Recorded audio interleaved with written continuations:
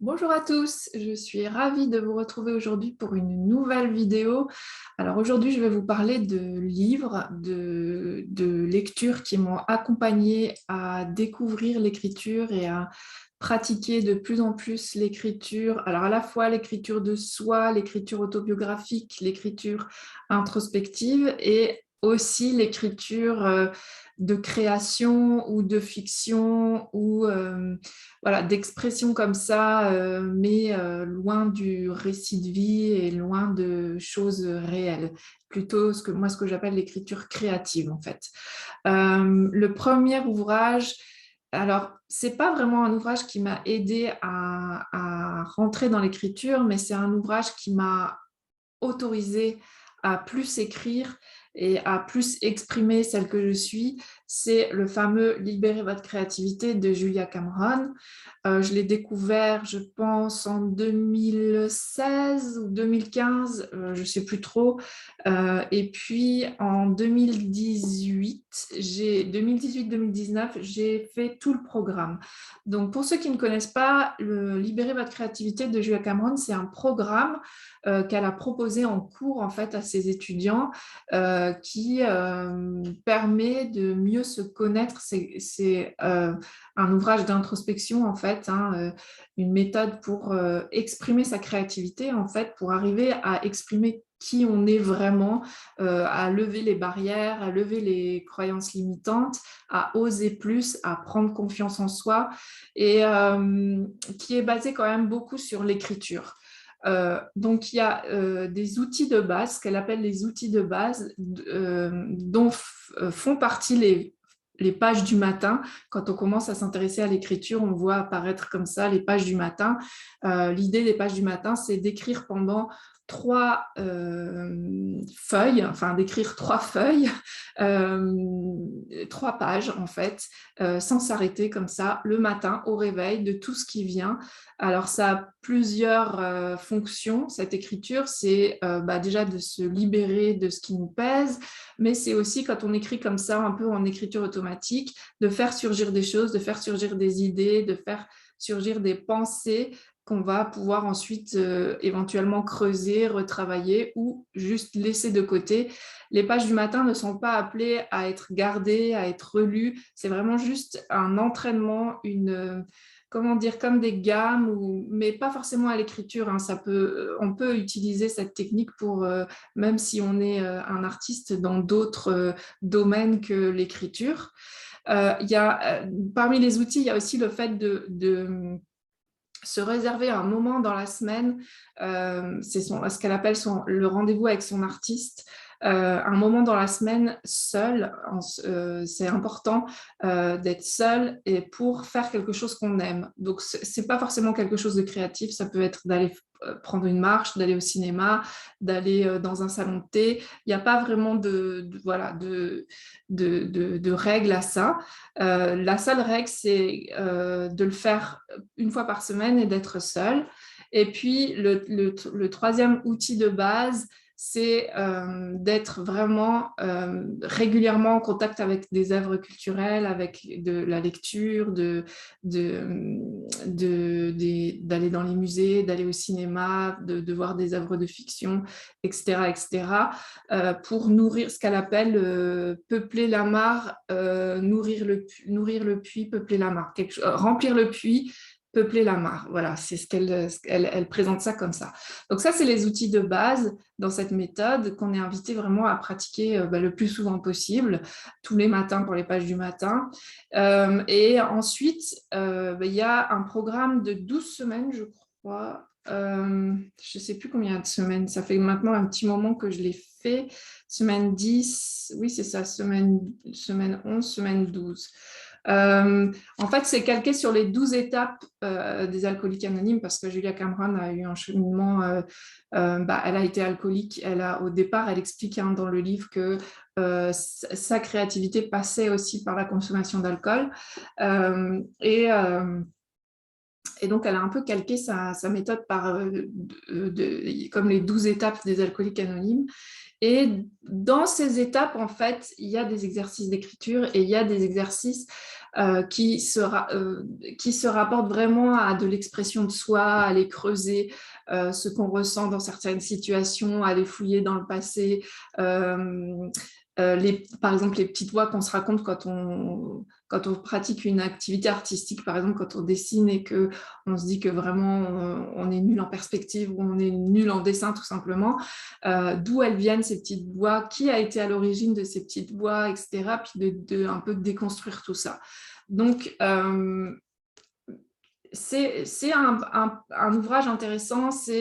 Moi, ça m'a beaucoup plu de faire les exercices. Après, je sais que beaucoup de gens s'arrêtent aux pages du matin, mais c'est déjà quelque chose, une pratique intéressante.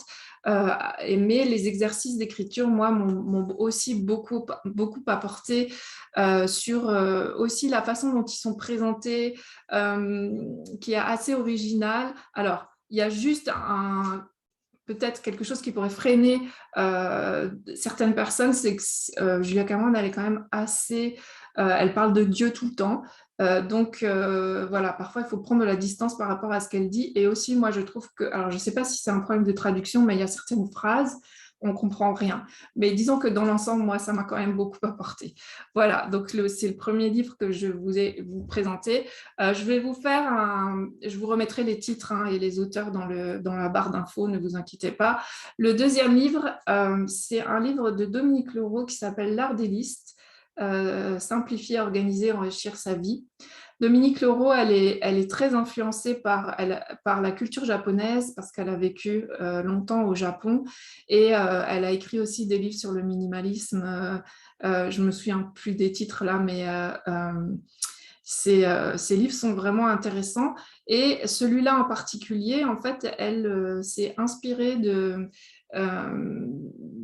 la culture japonaise. Et dans la culture japonaise, les femmes en particulier écrivent beaucoup, tiennent des listes comme ça de tout et n'importe quoi. C'est vraiment inscrit, il y a des rituels autour de ça, du fait d'écrire et du fait d'écrire ce qu'on a pu faire, ce qu'on va faire. Donc, c'est une façon particulière en fait de tenir un journal.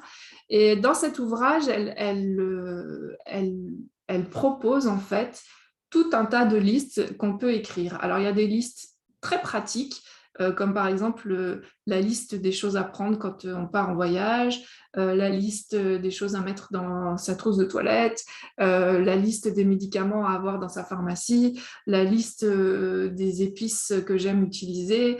Voilà, il y a vraiment des choses hyper pratiques et puis il y a des choses beaucoup plus spirituelles et plus tournées vers soi, comme par exemple la liste des choses qui me font du bien, la liste des choses que j'aime faire le dimanche.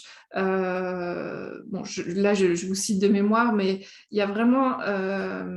là, je prends au hasard, suggestions de liste, les amours de ma vie, les raisons pour lesquelles j'ai aimé ces personnes, les raisons pour lesquelles nous nous sommes quittés, les dilemmes, les situations à problèmes non résolus, ce que je peux apprendre de chacune de ces expériences, etc. etc. Donc, on passe de choses très pratiques à des choses beaucoup plus introspectives et aussi des choses plus tournées vers le récit de vie, par exemple la liste de mes voyages. Donc, il y a vraiment de quoi faire et ça peut être une façon pour vous. Moi, comment je me sers de cet ouvrage, en fait, c'est vraiment quand je suis en panne, que j'ai pas d'idée. Alors, ça peut être pour un projet d'atelier ou pour un sujet dans le labo ou pour moi, pour écrire dans mon journal, j'ouvre une page au hasard, comme ça, je feuillette. J'aime bien beaucoup. Je l'ai lu en entier de manière méthodique parce qu'elle explique aussi, il y a pas mal d'explications autour des listes. Mais maintenant, voilà, je le garde parce que j'aime bien. Moi, souvent les livres circulent chez moi, mais celui-là, je le garde parce que j'aime bien piocher une liste au hasard. Ça peut être un déclencheur pour mes pages du matin et puis hop, je commence à écrire. Donc, L'art des listes de Dominique Leroux. Ensuite, alors, une fois n'est pas coutume, j'ai sélectionné un livre que j'aime beaucoup, mais qui est en anglais. Alors, c'est un ouvrage qui vient d'un collectif qui s'appelle The San Francisco Writers Grotto. Ils ont publié beaucoup d'ouvrages qui sont tous autant intéressants que les autres. À la fin, là, il y a les couvertures des autres ouvrages. Alors, l'inconvénient, c'est que c'est en anglais, mais comme il y a très peu de texte, si vous comprenez un peu l'anglais, même sans forcément le parler, hein, moi je parle très mal anglais, mais j'arrive à lire l'anglais, puis bon, quand il y a un mot de vocabulaire qui m'échappe, je le cherche. Parce qu'en fait, c'est un livre comment dire, un livret dans lequel on peut écrire. Donc, il y a finalement assez peu d'écrits. C'est vraiment, en fait, une liste de sujets d'écriture. Ça s'appelle 642, je le dis en français, List to Write. C'est voilà, des petites listes comme qu'est-ce que tu ajouterais comme film ou série de Netflix à ta liste que tu n'as jamais regardée, voilà, par exemple. Puis il y a des choses un peu plus... il y a des choses rigolotes comme les 2 coupes de cheveux que tu as vraiment profondément regretté. Et puis, voilà, c'est vraiment, il y en a 642. Hein. Alors, moi, j'aime pas du tout écrire dans les livres, donc le mien, il est comme neuf, mais j'ai beaucoup exploré ces listes. Parce que je trouve qu'elles sont à la fois drôles et puis vraiment, elles obligent parfois à vraiment de la réflexion et parfois c'est des choses du vécu, comme par exemple les coupes de cheveux, et parfois c'est des choses beaucoup plus créatives, comme là je tombe sur 3 titres possibles pour ton autobiographie, donc ça c'est encore assez ludique. Et puis il y a des choses comme si tu devais changer, si tu devais rentrer dans le programme, si tu devais te présenter aux élections présidentielles, quel serait ton programme, par exemple? Donc, c'est quand même quelque chose de plus, une réflexion sur les valeurs, sur ce qu'on aimerait changer dans le monde d'aujourd'hui. Et puis d'autres choses encore complètement loufoques, plus créatives. Donc, c'est très varié. Ça offre un champ d'écriture vraiment hyper varié. Donc, je vous le conseille. En tout cas, moi, je pioche très souvent dedans. Ça fait un petit moment que je l'ai. Alors, je l'avais trouvé dans un endroit dont je ne me souviens plus le nom parce qu'ils vendaient aussi des vêtements. C'était surtout un magasin de vêtements, mais c'était à Paris, mais bon, peu importe. Mais on peut le trouver en ligne. Et puis, je l'imagine dans les librairies anglophones. Je pense qu'on doit, si vous habitez dans une grande ville, je pense qu'on doit pouvoir les trouver aussi. Ces ouvrages qui sont en fait des œuvres collectives. C'est des groupes d'écrivains, en fait, hein, d'ateliers d'écriture qui se mettent ensemble et puis qui pondent ces sujets, puis bon, ils en ont fait des publications. Le livre suivant, c'est un livre que j'utilise beaucoup aussi, qui s'appelle Écrire sa vie d'André Gervais, Écrire sa vie pour mieux la comprendre. Ce que j'aime beaucoup dans ce livre, c'est il suit vraiment, c'est vraiment du récit autobiographique, là pour le coup. Et on passe, donc il y a quelques conseils si on veut écrire son autobiographie, mais ce n'est pas vraiment des conseils du style d'écriture pure, de comment travailler son style littéraire, quel temps employer, comment est-ce qu'on écrit des dialogues et tout ça. Non, c'est pas du tout ça. C'est vraiment aller chercher ses souvenirs, aller trouver des choses intéressantes dans notre vie, enfin intéressantes, tout est intéressant dans notre vie, mais qui vont intriguer notre lecteur, etc. Et en fait, le livre est partagé par toutes les périodes de la vie, avant la naissance, la petite enfance, l'adolescence. Je ne sais pas s'il y a l'adolescence. si les fréquentations, la vie à deux, après autour de l'âge adulte, après la retraite, la famille, enfin voilà, il y a plein de chapitres comme ça. Et pour chaque chapitre, en fait, il y a une série de pistes de réflexion qui peuvent être en fait à chaque fois autant de sujets d'écriture et de propositions d'écriture. Donc là, par exemple, je prends la retraite et puis il y a donc toute une série de questions. Si vous n'êtes pas encore à la retraite, quelle idée vous en faites-vous actuellement? Si vous y êtes déjà, quelle idée vous en faisiez-vous avant qu'elle s'annonce? Y aviez-vous pensé longtemps à l'avance? Vous y êtes-vous préparé? Vos idées étaient-elles justes? Projetiez-vous de vous consacrer à votre famille, etc. Et là, en fait, il y a vraiment toute une série de questions qui peuvent être des déclencheurs d'écriture et qui peuvent vous aider à vraiment, au moment où si vous voulez faire de l'écriture autobiographique, creuser les sujets en fait. Parce que quand on commence à écrire, notamment de l'autobiographie, on va se souvenir d'événements importants, de choses qui nous ont marqués, de petits détails parfois de notre enfance, comme d'un jeu.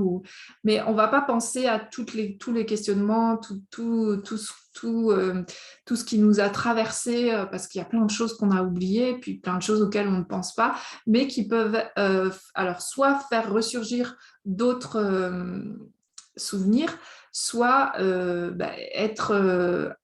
peuvent dévoiler des choses de votre personnalité, peuvent dévoiler des choses par rapport à votre parcours. Et donc, et de toute manière, même si vous n'avez pas l'intention de publier quelque chose, peuvent être source de réflexion et à nouveau d'introspection par rapport à votre parcours et qui vous êtes.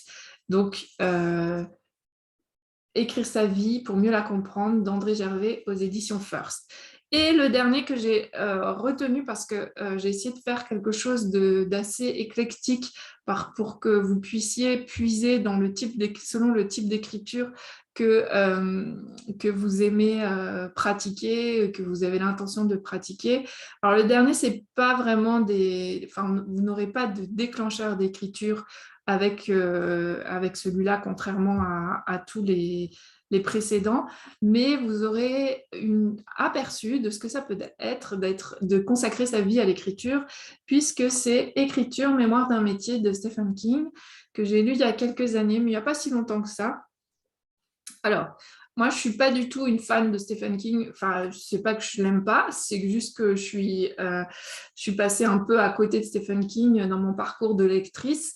J'ai lu un livre dans ma vingtaine qui m'a fait très très peur, donc je me souviens même plus je me souviens plus le titre parce que c'est pas un de ses livres très connus, mais c'était un livre du côté horreur.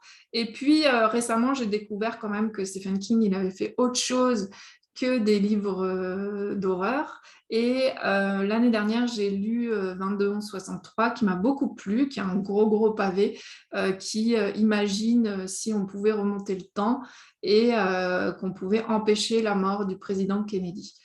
Puisque quand même Stephen King s'est vraiment ancré dans l'Amérique profonde. C'est très américain, ces récits. Donc, dans cet ouvrage, malgré tout, ce que je voulais dire, c'est que même si on n'est pas un spécialiste de Stephen King, qu'on est passé un peu comme moi à côté de son œuvre, eh bien, c'est quand même un livre intéressant, même passionnant. Déjà, c'est une autobiographie. Donc, enfin, alors, c'est son autobiographie d'écrivain. Il parle surtout de sa pratique de l'écriture, mais ça commence dans l'enfance et donc il donne aussi des morceaux de sa vie. Donc, rien que pour quelqu'un qui veut pratiquer l'écriture autobiographique, ça peut être intéressant quand même de lire des autobiographies. Enfin, en tout cas, moi, j'aime beaucoup. Donc, déjà, ça, c'est chouette. Et il raconte comment en fait l'écriture est venue à lui ou comment il est venu à l'écriture. Ça a commencé vraiment à partir du moment où il a su écrire, il a commencé à raconter des histoires. Et ensuite, il raconte ses premières publications dans le journal de son lycée qui lui ont valu quelques problèmes parce qu'il commençait déjà à écrire des histoires un peu tordues et un peu sanguinolentes. Donc, il a été censuré dans le journal du lycée, et puis, etc., etc. Il raconte aussi comme Julia Cameron, qu'il a beaucoup lié à une période de sa vie, l'écriture, à l'alcoolisme, enfin à la consommation d'alcool et même de médicaments, de psychotropes. Donc, et puis après, comment il s'en est sorti, écarté, comment il a fait la distinction entre écriture et que l'écriture pouvait se vivre sans être sous substance et que c'était une légende. Hein, et ça, Julia Cameron le dit aussi, hein, que on n'a pas besoin d'être sous substance pour pouvoir créer. Bref, il raconte son parcours et puis donc c'est un parcours quand même très atypique, donc c'est évidemment très intéressant. Et aussi, dans une autre partie, il raconte son quotidien d'écrivain, les contraintes qu'il se fixe pour pouvoir écrire autant, parce qu'il est quand même très très prolixe. Il sort beaucoup d'ouvrages par an. Enfin, il sort parfois 2 ouvrages dans une année, mais même s'il en sortait qu'un, c'est déjà beaucoup. Et il raconte qu'en fait, il écrit tous les jours, tous les jours, tous les jours, tous les matins. Il a une routine comme ça et il ne sort pas de son bureau tant qu'il n'a pas écrit le nombre de mots qui s'est fixé, qui est toujours le même. Hein. Je me souviens plus, ça fait longtemps que j'ai pas lu, que j'ai lu ce livre.